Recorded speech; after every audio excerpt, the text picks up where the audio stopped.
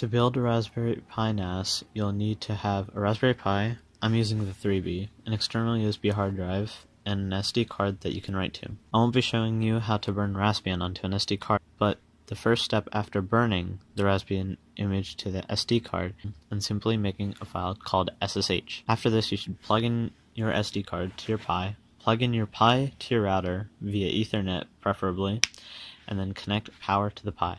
After finding the IP you will need to SSH into the Pi with, you can use PuTTY, but I'm using git bash and SSH space pi at the IP of your Pi and press enter. After doing that, the default password would be Raspberry.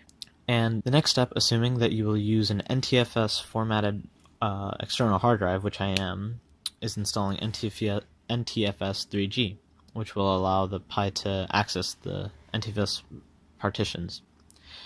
After that is to create a directory in media named USBHDD1 using the command shown above. After this, you would have to look for which drive you will mount. For this, use sudo fdisk-l.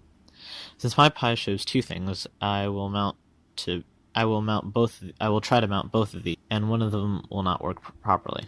Now that you determined which drive you can mount it, and you will need to install the Samba packages shown on screen. I will link all code and configurations in the description. We will now need to change some configurations, so first we will make a copy of the smb.conf file. At this point I decided to install Vim here, but you can use Nano. I just like Vim more. Don't use it unless you actually know how to use it, or you'll die before you can figure out how to exit it. If you're using Nano, just replace Vim with Nano anytime it appears in the video.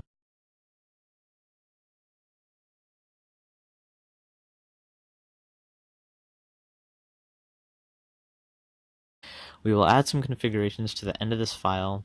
All of the configurations are in the description. Make sure to check it.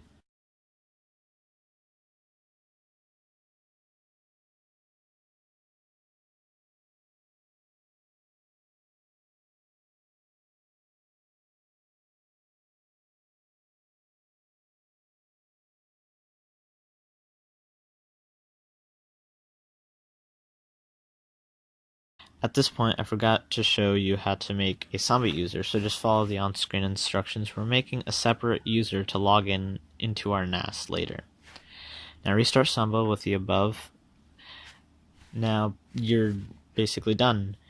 Go into Windows Explorer, and in the navigation at the top, type in 2 slashes and then the IP to your Pi, and then press enter. It'll prompt you for a login. Put in the username and the password you made earlier. And here's how to do it on Android. Slow down the video if needed, and the app that I was using on my phone will be linked in the description.